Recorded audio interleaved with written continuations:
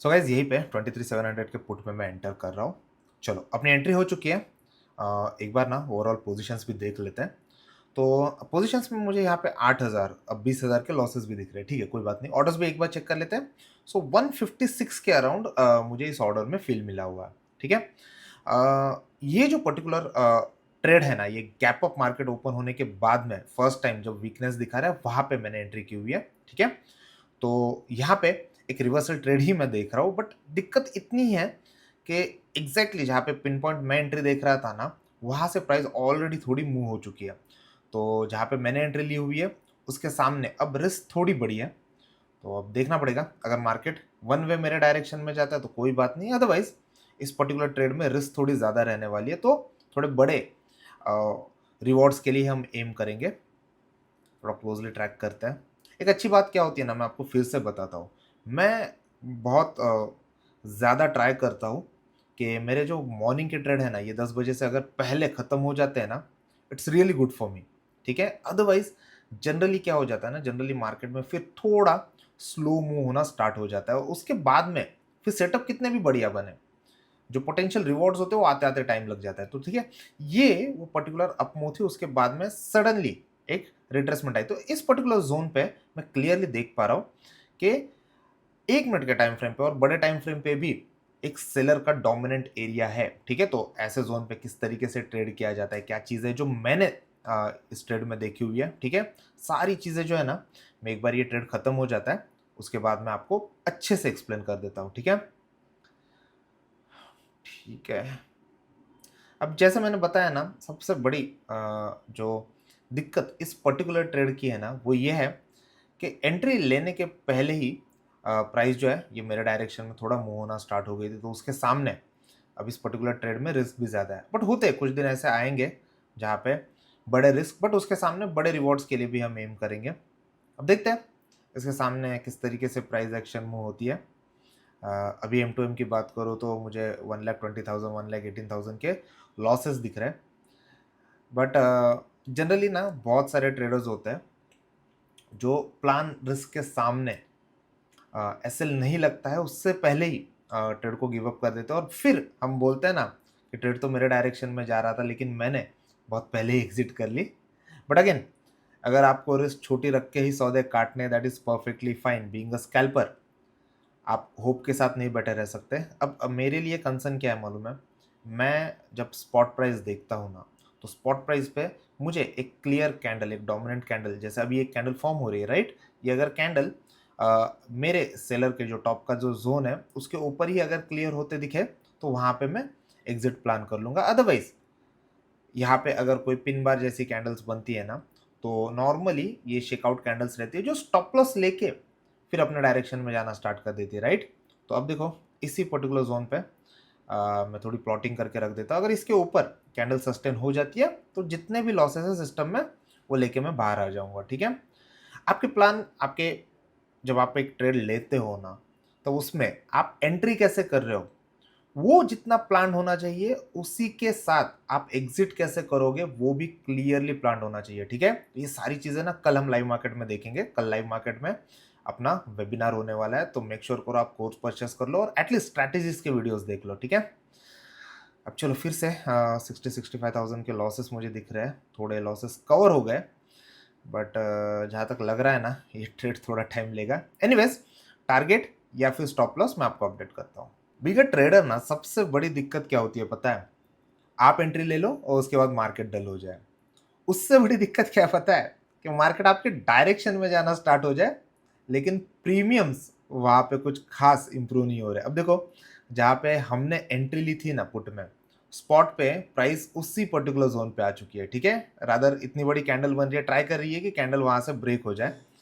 But सामने सामने आप पुट के प्राइसेस में भी देखो, अभी भी मुझे 50-55,000 60,000 के लॉसेस दिख रहे हैं। तो कोई मतलब नहीं लग रहा है इस पर्टिकुलर ट्रेड में अब खड़े रहने का, क्योंकि अगर यही पर्टिकुलर जोन जहाँ पे बेस बना था पहले, अगर मार्केट यहाँ से बाउंस कर जाएगा ना, तो फिर से बड़े लॉसेस होंगे। ऑलरेडी मैं थोड़े लॉसेस के साथ ही यहाँ पे बैठा हुआ हूँ। तो चलो, मैंने इस पर्टिकुलर ट्रेड में ना एग्जिट कर लिया। एक बार ऑर्डर्स भी देख लेते हैं। तो 145 146 के अराउंड हमको एग्जिट मिली हुई है, 57,000 के लॉसेस है। अब गाइज, ये एक क्लियर चीज एक पार्ट एंड पार्सल है ऑप्शन बाइंग का कि मार्केट मूव होना, बट उसके सामने ऑप्शन के प्राइजेस में आप अप्रिशिएशन नहीं देख रहे हो, ठीक है। जहाँ पे मैंने एंट्री ली थी ना, उसके सामने एक अच्छा खासा 15-20 मिनट का टाइम गुजर चुका है। तो यानी बीइंग अ बायर में एक पर्टिकुलर ट्रेड में काफ़ी टाइम तक बैठा रहा, उसके बाद में मार्केट मेरे डायरेक्शन में भी जा रहा है, हालाँकि सेटअप फेल नहीं हुआ है, ठीक है। सेटअप के हिसाब से 1 मिनट, 15 मिनट मैं देख रहा हूँ गज़ब की सेलिंग पर्टिकुलर ये जो 23,800 का ज़ोन है ना, वहाँ पे दिख रही है। बट उसके सामने ऑप्शंस नहीं एप्रिशिएट हो रहे और एग्ज़ैक्टली जिस ज़ोन पे मैं देख रहा था कि प्राइस अगर बाउंस हो जाए तो दिक्कत आ जाएगी, ठीक है? उसी ज़ोन पे अब बाउंस भी आ रहा है। तो मुझे लगता है एक एग्ज़िट अच्छी मिली हुई है, ओवरऑल लॉस ही है, छोटा लॉस है। तो देखता हूँ मैं और एक एंट्री अगर प्लान कर सकूँ तो। अब दोस्तों जिस पर्टिकुलर ज़ोन पे मैंने एग्ज़िट कर ली थी ना, उसके बाद में फर्दर क्रैकडाउन हुआ है, यानी मार्केट अब एक सीरियस सेलिंग दिखा रहा है। जहाँ से ब्रेकडाउन हुआ है ना, उसी के सामने कंटिन्यूएशन आया। तो मैं चाहता हूँ कि प्राइस ना ये 23,725 के ज़ोन पे जाके फिर वहाँ पे थोड़ा रिजेक्शन दिखाए, ताकि छोटे स्टॉप लॉस के साथ हम अंदर आ पाएँ।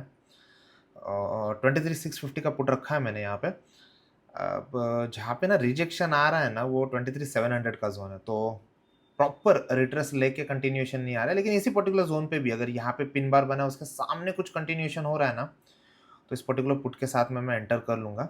छोटी-सी रिस्क है, उसके सामने ही हम थोड़ा एंटर कर लेते हैं अब यहाँ पे। आइडियल ज़ोन बना हुआ है। चलो अपनी एंट्री हो चुकी है। क्या हुआ ये पुट पे रिफ्लेक्ट नहीं हो रहा है? एंट्री तो दिख रही है, कहाँ पे एंट्री हो गई? अरे यार फिर से उसी पर्टिकुलर 23,700 के पुट में ही एंट्री हो गई है और वो भी 3600 क्वांटिटी। एनीवेज़ तो ये ना कुछ सही लग नहीं रहा है। मैं यहीं पे एग्ज़िट कर लेता हूँ। कभी-कभी ना हालाँकि ना लॉसेस उतने नहीं हुए, लॉस जो पहला था 57,000 उसके सामने उतना ही लॉस है। अ, आई गेस आज मुझे लग रहा है ना मैं बहुत ज़्यादा हार्ड ट्राई कर रहा हूँ। वो लगता है ना कि एक विनिंग स्ट्रिक चल रही है तो इसको कंटिन्यू करते हैं। हालाँकि प्राइस एक्शन बहुत बढ़िया दिख रहा है मुझे। एक क्लियर क्रैकडाउन आया हुआ है, उसके सामने रिट्रेसमेंट के पिन बार बहुत बढ़िया काम करते हैं स्टॉप लॉस के हिसाब से, उसके सामने कुछ कंटिन्यूएशन हम देख सकते हैं। तो प्राइस एक्शन बढ़िया है, बट मैं चाहता था डिफरेंट पुट ले लूँ ताकि क्लियर क्वांटिटी के साथ में हम देख पाएँ दूसरा ट्रेड कैसे डेवलप हो रहा है। बट एनीवेज़ चलो अब वो जो कंटिन्यूएशन आना था वो कंटिन्यूएशन भी आ गया। बट आई गेस आज मैं थोड़ा ज़्यादा हार्ड ट्राई कर रहा हूँ। आज का दिन मुझे नहीं लगता है कि मार्केट के साथ में मुझे फाइट करना चाहिए, जहाँ पे मैं एक ट्रेड एब्सोल्युटली प्रॉपर लॉस काट के ही बाहर आया हुआ हूँ। So anyways that's it for the day. और कुछ चीज़ है जो आज के दिन में मेरे ऑब्जर्वेशन है, मैं अब आपके साथ में थोड़ा लॉजिक शेयर करता हूँ। अब दोस्तों हम ना ट्रेडिंग व्यू पे 1 मिनट के चार्ट पे हैं, ठीक है? जनरल लोगों को क्या लगता है कि एक इंडिकेटर प्लॉट होने के साथ में मैं वहाँ पे बहुत एग्रेसिवली काम कर रहा हूँ, ठीक है? और जस्ट बेस्ड ऑन दैट मैं काम कर रहा हूँ, नहीं। अब देखो इस पर्टिकुलर पिन बार पे जहाँ मैंने काम किया, उसके सामने डे हाई मेरे लिए एक सेलर का ज़ोन था, ठीक है? तो डेफिनिटली मैं सेलर के ज़ोन देखता हूँ, बट उसके सामने एंट्री लेने के टाइम पे भी कुछ क्राइटेरियाज़ देखता हूँ। सबसे पहले तो ना हम वहाँ तक आते हैं, जहाँ पे मैंने एंट्री ली हुई थी, ठीक है? अब सिंपली मैं फिर से जाके टीसीआई की इंस्टीट्यूशनल लेवल्स लगाता हूँ। लेवल्स मुझे क्लियर बताते हैं कि एग्जिस्टिंग मार्केट में यानी प्रीवियस डे या इससे पहले 1-2 दिन में कहाँ-कहाँ पे अच्छी खासी सेलिंग हुई है। तो ये इंस्टीट्यूशनल सेलिंग जहाँ-जहाँ पे मुझे दिखती है ना, वहाँ पे मुझे दिखता है कि अच्छे वॉल्यूम्स के साथ में, अच्छे ओपन इंटरेस्ट के साथ में वहाँ पे एक क्लियर सेल ऑफ आया हुआ है। उसके सामने आप देखो बायर का एरिया दूर है। तो बेसिकली जहाँ पे मैं एंट्री करने के लिए देख रहा हूँ, वहाँ से रिस्क छोटी है और बायर का एरिया दूर है, ठीक है? बट अगर मैं कैंडल बाय कैंडल देखूँ तो 23,800 के पास में सेलिंग ज़ोन है, उसके सामने 70 पॉइंट का ऑलरेडी मूव हो चुका है, ठीक है? तो हमें ये देखना बहुत ज़रूरी होता है कि भाई बायर का एरिया कहाँ पे, सेलर के एरियाज़ कहाँ पे है, ठीक है? अब मैं हायर टाइम फ्रेम जैसे 15 मिनट का टाइम फ्रेम जिस पे हम एक ट्रेंड आइडेंटिफाई करते हैं, वहाँ पे भी आके अगर मैं देखूँगा ना तो 15 मिनट के टाइम फ्रेम पे भी ये एक क्लियर सेलर का ज़ोन है, ठीक है? तो इसको हम कॉन्फ्लुएंस बोलते हैं कि स्मॉलर टाइम फ्रेम जहाँ पे हम एंट्री लेने के लिए देखते हैं वहाँ पे और हायर टाइम फ्रेम दोनों जगह पे मुझे एक सेलर का क्लियर एरिया दिख रहा है, ठीक है? मेरी गलती इतनी हुई कि मार्केट थोड़ा मूव होने के बाद में एंटर कर गया, ठीक है? अब उसके बाद में मार्केट काफ़ी टाइम तक उसी ज़ोन में, देखो सेलर का ज़ोन अभी भी इंटैक्ट है 23,800, बट अपने एंट्री से थोड़ा लंबा है। तो उसके बाद में फिर क्या हुआ, एक अच्छा खासा डाउन मूव आया और जहाँ पे मैंने एंट्री प्लान की थी उसी ज़ोन पे मार्केट आने के बाद में भी मुझे 50-60,000 के लॉसेस दिख रहे थे, तो वहाँ पे मैंने सौदा क्लियर काट लिया। मार्केट आज मुझे फेवर नहीं कर रहा है, बीइंग ऑप्शन बायर मार्केट आपको फेवर नहीं कर रहा है, आपको ये समझना पड़ेगा।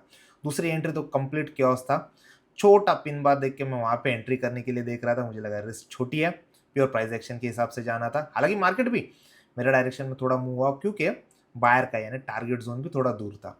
बट अगेन रिस्क को मैं डिफाइन करूंगा तो जहां पे सेलिंग हुई थी उससे काफी दूर जाके मैं एंट्री करने की कोशिश कर रहा था। ठीक है, तो एक क्लियर गलती थी मेरे पास में। अब ऐसे में मार्केट आपके डायरेक्शन में भी जा रहा है तो भी एक चीज जो हमें दिक्कत देती है वो है थीटा इरोजन। ठीक है, अब ये थीटा इरोजन है ना, ये विथ रिस्पेक्ट टू टाइम होता है, at the same time premium erosion जो होता है ना ओवरऑल, इसके लिए भी एक फैक्टर जो है ये इंपॉर्टेंट होता है और वो होता है विक्स। ठीक है, आज बहुत सारी चीजें हम सीख रहे हैं, बाय द वे आपके बुक में ये सारी चीजें नोट डाउन कर लो। ठीक है, तो यही सारी चीजें कल इन डिटेल में हम जानेंगे कि ऑप्शन का बिहेवियर कैसे होता है। कल 9 बजे ही अपना सेशन स्टार्ट हो जाएगा, मेक श्योर करो उससे पहले आप कोर्स लेके स्ट्रैटेजी वीडियो भी देख लो। अब देखो कल मार्केट में फॉल आया था, उसके सामने विक्स अच्छा खासा राइज हुआ था। ठीक है, और आज विक्स कूल ऑफ हो रहा है। तो यहाँ पे दो चीजें हमको दिखनी है, एक होता है आईवी। ठीक है, आईवी जनरली एक वन ऑफ द पार्ट है ऑप्शन प्रीमियम का, और उसके सामने विक्स। ठीक है, लोग बहुत कंफ्यूज होते हैं आईवी और विक्स में। जनरल कंसेप्ट ये बताती है कि जब जब आईवी ऊपर जाता है ऑप्शन के प्राइजेस जो रहते हैं ये भी ऊपर जाता है। ठीक है, और जब जब विक्स ऊपर जाता है ना, ये जनरल कंसेप्ट है, most of the time IV भी हमको ऊपर जाते दिखता है, हर बार नहीं होता है, लेकिन विक्स विक्स इंडिकेट्स फियर। ठीक है, तो कल बहुत सारी न्यूज थी ना मार्केट में रिलेटेड टू कोरोना रिलेटेड, जैसा ही सिमिलर कोई वायरस आ रहा है। ठीक है, आज बहुत सारे लोग बोले नहीं चाइना में कोई लॉकडाउन एज सच नहीं लगा है। देखो मैं न्यूज के बाद नहीं जा रहा हूँ, लेकिन मुझे क्लियर दिख रहा है विक्स फॉल हो रहा है। ठीक है, यानी फियर कम हो रहा है, 5% विक्स डाउन आ रहा है, उसके सामने मैं देख रहा हूँ कि आईवीज भी कूल ऑफ हो रहे हैं। और ऐसे में क्लियरली हमको दिखता है कि ऑप्शन के प्राइजेस जो है ना, ऑप्शन के प्राइजेस कूल ऑफ होने स्टार्ट हो जाते हैं। तो एक होता है with respect to time cool off होना और दूसरा होता है with respect to IV cool off होना। तो आज आईवी कूल ऑफ हो रहा है। ठीक है, तो ऐसे टाइम पे बीइंग ऑप्शन बायर मुझे वहां पे दिक्कत हो रही है। ऑब्वियस सी बात है, कुछ दिन आएंगे बीइंग ऑप्शन बायर भी हमको वहां पे सेटिस्फाइड रिजल्ट नहीं मिलेगा। हालांकि देखो आप अपना सेटअप एकदम इंटैक्ट था, बट अगेन मार्केट से फाइट नहीं करना है। और मुझे लगता है ये आज का पर्टिकुलर ट्रेड का लेसन है मेरे लिए और आपके लिए भी, अगर आप थोड़े अड़ियल रह के ट्रेड करते हो। ठीक है, तो इस पर्टिकुलर ट्रेड से अगर आपको कुछ इंसाइट्स मिल रहे हैं, डेफिनेटली इस वीडियो को लाइक करो और फॉलो करो ट्रेडिंग कैफे इंडिया को। Thank you.